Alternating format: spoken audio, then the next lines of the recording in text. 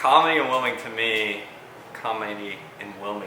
to me is Nut Street and Timmy Sherrill. Like, I think no matter where you come from. I'm friends with Timmy Sherrill, who started Nut Street. Yeah, started going down to Nut Street, and I was scared to go up on stage, and Timmy would always just make me do it anyway. One thing I called him when I was coming back, I was like, is there an improv scene happening? And he's like, I've got an improv scene for you when you get back here. First, comedy in Wilmington, everyone always talks about Timmy Sherrill this, Timmy Sherrill this, did all this, Timmy Sherrill's so great.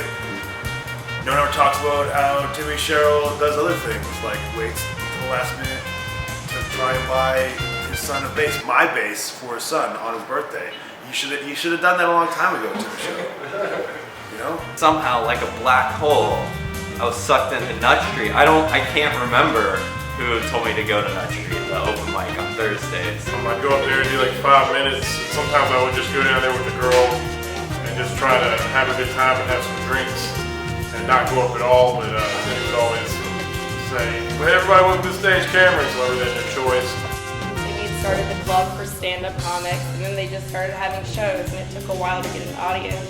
But our last show at Nut Street, we had over 100 people come and see us, and it was so amazing. Somehow everyone goes to Nut Street, and everyone knew about it at that time. It was growing, and so I went there the first night. I was meeting a bunch of people. People were nice, but it's this basement, like underground, like such low ceilings, and it's below a music venue, and I didn't know what to think of it. But I went there one night, and then it became 2 years of going there, and then I moved away. So during that time, Nut Street it's like the laughs there echo off the ceiling, and people have a place to hang out in the back and talk. Like, that's what you need for a comedy club, in my mind. It's the reason why I like this scene, because like most comedy scenes that when I'm in, the comics don't hang out with each other. And like they don't realize it, because in order to get better as a comedian, you have to have other comedians around you. You got to get feedback from people who do the same thing. It's underground. You have nowhere to distract you. It was like beautiful. People were all congregated. It's really tight knit. Like the people are near each other, and you feel other people laughing around you, and it echoes. And I've never been since then.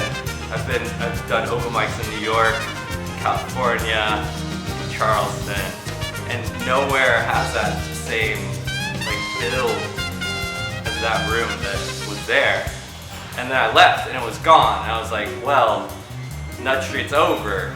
And I came back a year or so later, and now it's still here. It was the comics the whole time. Spoiler warning. It was the people, you know? It wasn't the place. It's still, the community's still here. And now they're getting that space back. So it's like the people are still together. They've somehow hung on. It's something else. It's really cool. And I'm glad Timmy Sherrill brought it back. It's getting it back together. It's cool. Good to be a part of it. What do you think you get out of comedy, doing comedy?